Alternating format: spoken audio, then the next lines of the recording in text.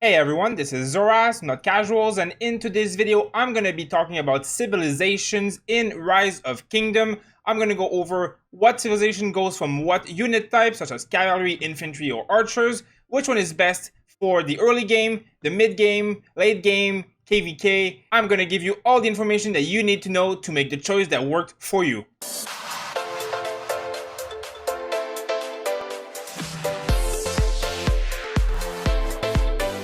Now, when you are choosing one of these civilizations at the beginning of the game, you will basically choose it for the starting commander only. You will get a free token that will let you change civilization. So with that free token, you will often just change as soon as you're ready. Usually when you unlock T4 is a good moment to change and go into a civilization that you will be more focused on the buff that it gives to your city and unit type.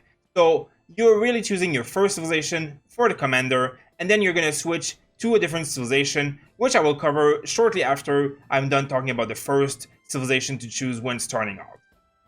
So, when you are starting out in Rise of Kingdom, you will usually choose one of two choices, either China or Britain. They are chosen because of their starting commander, whether it be Sun Tzu or Boudica. Now, the reason people choose Boudica is because she's a peacekeeper commander. She's very good at peacekeeping, as well as very good in general. Her abilities are good. She offers some debuffs, she offers damage, she has a skill tree. She's a very good commander. And early game peacekeeping, killing barbarians, killing guardians, forts, it is one of the only real thing you do because there's not so much war going on, especially not on fresh kingdoms. As well as she's just a good commander to have in general. Now, if you're going to go for Sun Tzu instead, he is one of the best commander, if not the best epic commander in the game. It depends on what you want to do. Of course, he doesn't do peacekeeping. So if you want a peacekeeper commander, you choose Britain. Otherwise, you choose China. Now, my personal recommendation is that anyone who ever starts an account that is intended to be a main account should 100% start with China. I feel like Sun Tzu is much better than any other commander in this game to start off with, and should be the first commander you expertise, no matter what civilization you start as. The reason for that is that he's a god in Expedition, which will get your account further faster. Also, he's amazing in Sunset Canyon. He's one of the best guys and defender in the game, especially for Epic. He is absolutely great at open field fighting. He is absolutely great at literally any and everything in this game. He does it well. He is the best epic commander in the game for a reason. So if you're starting off in this game, you really should take China because you really want Sun Tzu to be your first character to expertise. I still use him to this day, and he is level 60 and one of my primary commander, and he will not move from there for a very long time. Now, on top of that, when you're starting off with China, of course, this is good 3% defense. Now, action point recovery is very, very good, especially at the beginning, because you're going to use your action point all the time. That's how you start leveling up your commanders anyways and start getting resources and all that stuff. As well as building speed 5%. Now, this is the only civilization that offers building speed.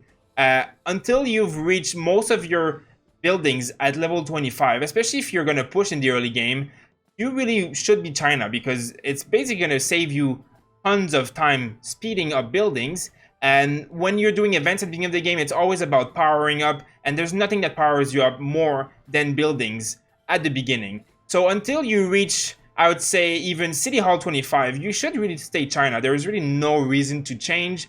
Otherwise, like I said, I would recommend you switch when you reach 21 and your T4, because you would like specifically to have the new T4 unit unlocked, and you don't want archers as your first unit. So that is one of the downfall of China. So basically, I would say that you must start a new account with the China civilization. You must expertise and max out Sun Tzu first. He is going to be your best commander for a very long time, as well as the building speed and action recovery are very, very good, no matter what.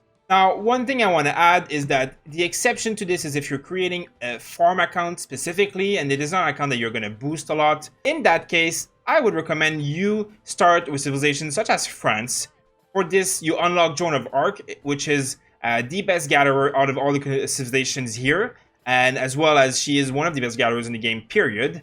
So you would take her, and then you would switch your civilization to Japan as soon as you could, because it's a farm account anyways, it doesn't matter, only because you're getting 5% gathering speed, and farm account needs gathering. And that is the only reason and the only way to really do it as a farm account. Of course, you can do anything on a farm account that really doesn't have much impact, but if you want to min-max and be perfect, this is what I would do. Now, if you have started and you chose, like I said, China or Britain, and you've created a good account, and now you're level 21 or even level 25, and you have enough of your first civilization, you want to switch because you want a special tier 4 unit because you're going to start fighting, and you want just a stronger unit in general.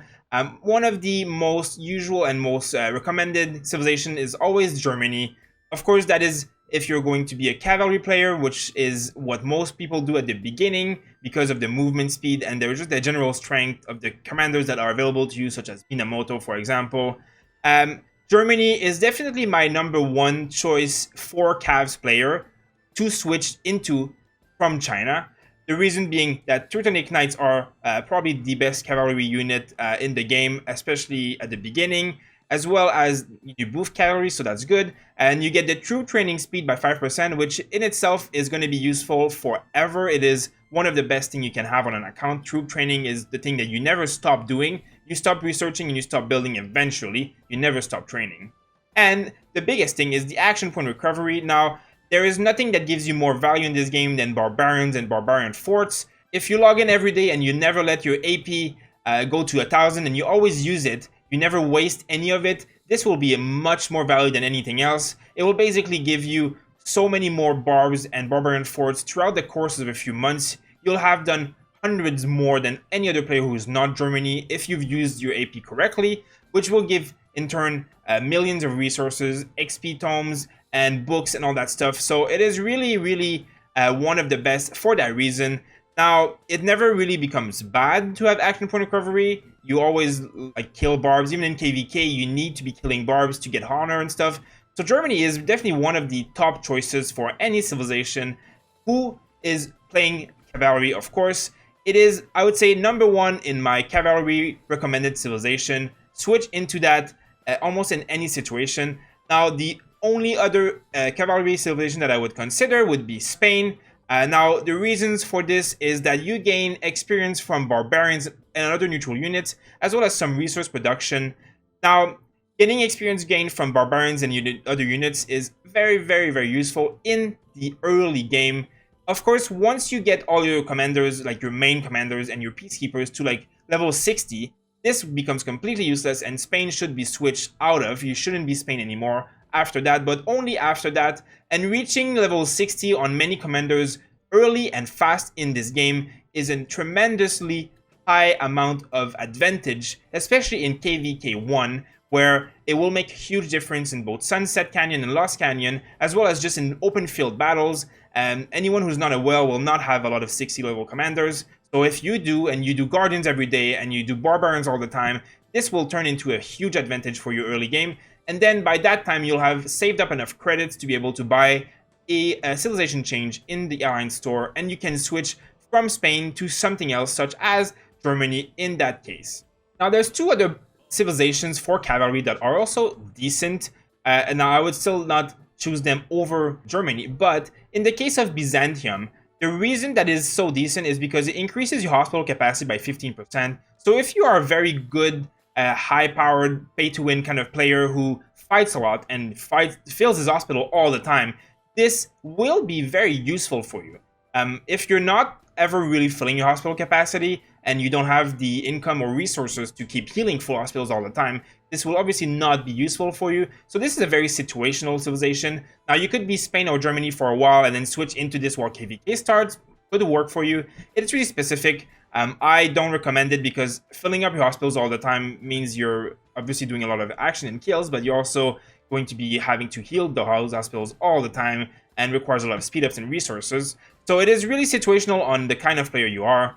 Now, there's also Arabia, which has a very good special unit, the Mamluk.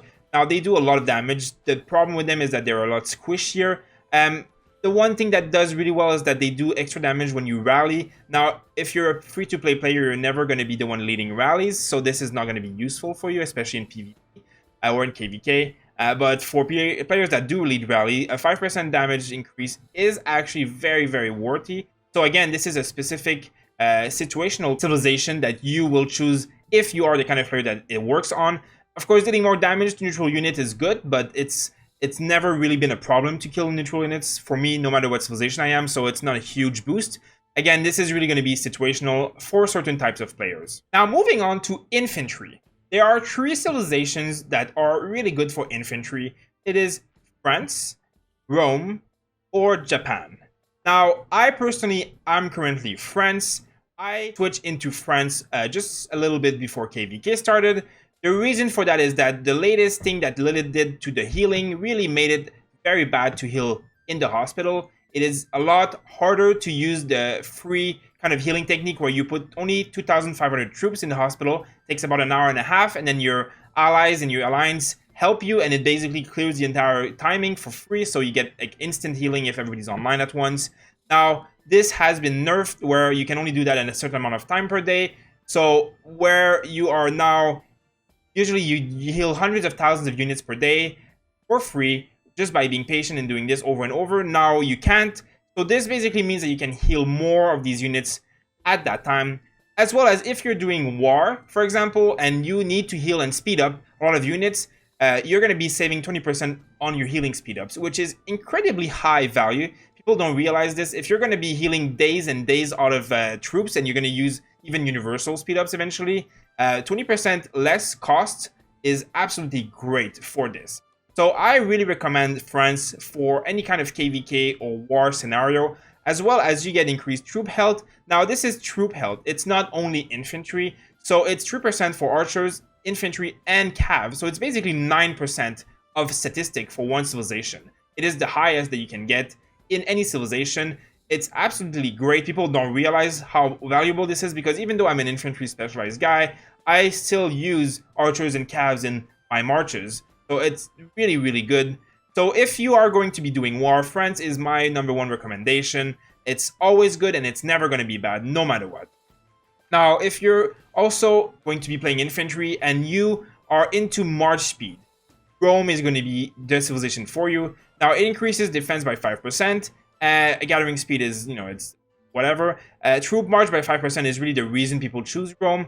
Now, the Legionary also has a very high defense stat, so it's a little bit tankier. It's a very good special unit.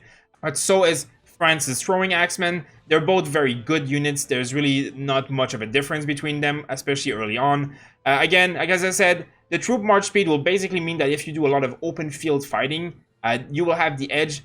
First, by either being able to catch cavalry a bit easier or run away from armies that are trying to zerg you, as well as when you're fighting open field, move speed is always good no matter what. But I personally am not a big fan of 5% march speed compared to what France offers.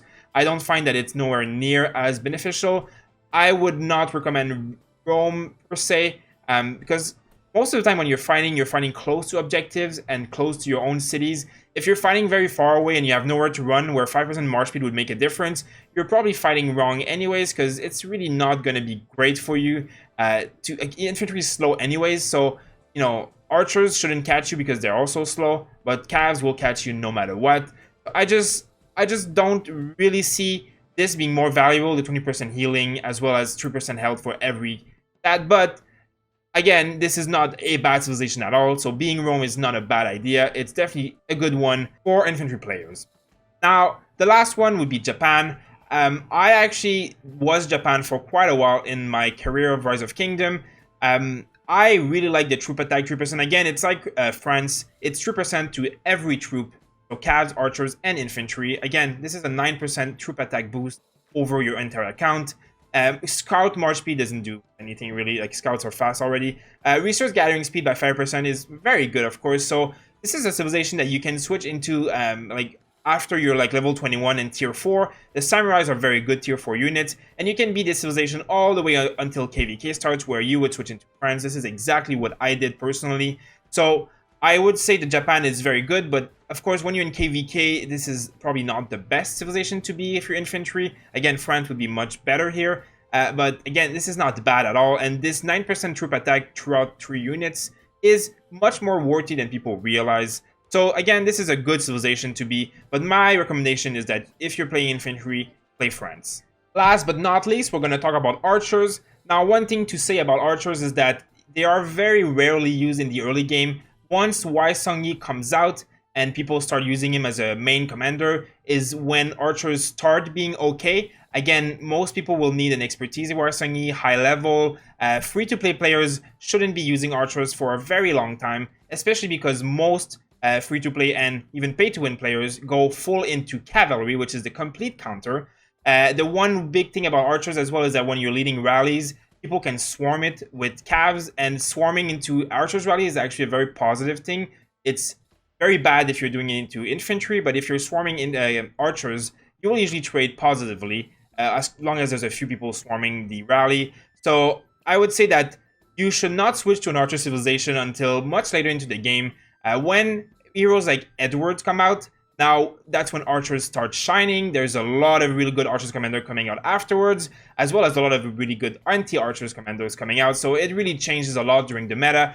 But I would say that until at least KVK 2, there shouldn't really be an archer civilization as your specialty. KVK 1 with a really strong YSG, and if you're in a strong alliance and you're one of the archer players of your alliance, it will do very well. As well as in KVK 1, as we've proven on our kingdom by winning the KVK, archers are really, really good for specific rallies because everybody's playing Richard, and archers really counter infantry really hard. So you will still be using archers, but it's going to be only a few rally commanders that do so. Now, when you do get to a point where archers do get good, I would say that Ottoman Empire is probably the best archer civilization out there. First of all, archer health, 5%. Now, health is one of the best stats for archers in this game. This is very good. Now, troop march speed, also very good, specifically for archers because you are going to be running from cavalry all the time. So this is going to be helping you at least a little bit. Now, the biggest thing here is active skill damage. Now, a lot of archer commanders have skill damage in their trees or in their talent or skill, whatever. So YSG being probably the biggest skill damage dealer, as well as almost every other archer commander has some kind of skill damage coming out from somewhere. This is absolutely amazing. 5% skill damage might seem small here, but additionally to 5% health and 5% skill damage on top of it and march speed, this is a combination of 3 stats that are completely good for every scenario in this game. There's nothing bad here. It's good forever. This is amazing. And if you think about how much skill damage a champion like Minamoto or Waisangi does, sometimes you'll see crits for like 40,000, 50,000 and more. 5% on that is really, really valuable. It's a lot more than people realize. So I would say that Ottoman is really, really good for archers for a civilization when you get to that point. Now, in the other choices that you also have Korea. Korea is good because it has a research speed buff and hospital capacity, which is okay again, but like for archers, it's not the greatest. Now there's nothing else that's amazing here. Now the special units are all pretty good, like archers wise. I still prefer the Ottoman one, but I don't know how to say this, but this one's also pretty good. But I'm not a big fan of defense on archers, and the research speed now 3%. It's good, but it's not. It's underwhelming. People don't realize that this is not as good as you think it is. Now, if you're pushing for T5 and you don't care about changing, sure, this is going to be worth it. But if you're going to go for the long game, 3% will not make enough of a difference compared to what you would gain by having, for example, more AP or like higher healing speed. You'll be saving more speed ups or gaining more speed ups throughout using that extra AP or that extra saved speed ups than you would save by having this recharge speed 3%. So I would not recommend Korea almost ever to anyone for any circumstance. Now, China is another archer civilization. As we said earlier, China is great until you've reached level 25 on most of your buildings. Then this becomes completely useless. AP recovery is never going to be bad, but troop defense, AP recovery, and then a useless stat. Again, this is not going to stand up well compared to Ottoman, which is much better for a civilization. So yes, this is okay, and the special unit is actually pretty good, but too much of this is wasted for me to recommend this as an archer commander civilization. Now, last but not least, Britain. Now, this is one of the places where Britain actually comes back. Longbowmen are actually very, very good archer units. Archer attack 5% is great, and troop training 5% is actually really, really good, as we spoke earlier about it for the Germans. Now, it's always good. This is a very good, and actually a lot of whales eventually go into longbowmen. And the garrison capacity, now that's not amazing, but it helps you if people go into your city to help you defend. Again, this is not something you should ever really be doing because you don't want to be defending your city. You much rather be playing safe or smart. But I would say that a close second to Ottoman is Britain, as being the second best archer civilization, but I would still much rather say that Ottoman is where you should be going at. If you're going to play archer, Ottoman is just, it's 15% worth of stats one way or another. There's nothing else that will provide you this kind of value. So, as I said, there are a lot of civilizations in this game that work in different situations. Now, just to recap, I would say that when you're starting a new account, you should be starting as China, because Sun Tzu is the best epic commander in the game. Now, when you're going to be transferring that civilization into a new civilization, whether it be at tier 4, level 21 City Hall, or when you've reached most of your building at level 25 and taken full advantage of China's building speed boost. So if you're going to be a Cav player, I would recommend you do either Spain or Germany. Now, if you're going to be an infantry player, I would recommend you do either Japan or France. Now, France will be what you use if you're doing war, same as Germany is going to be what you use eventually as a Cav player once you've maxed out a lot of your commanders from the Spain extra percentage XP. So this basically leaves into Germany and France being the two most dominating and often seen civilization, because they are two of the best civilizations.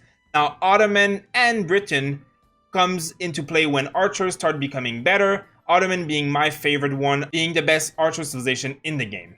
So there's also a few other exceptions, such as if you are a kind of a player who loves hospital capacity, Byzantium isn't bad. Now, if you're a rally leader, you'll be Arabia for some of the rally damage, 5% damage, which can be amazing. As well as if you're pushing for very high tech, you can use Korea for the small research speed for a small amount of time and push a lot of tech in a few days kind of thing. For like whales that are pushing T5, this is very accurate.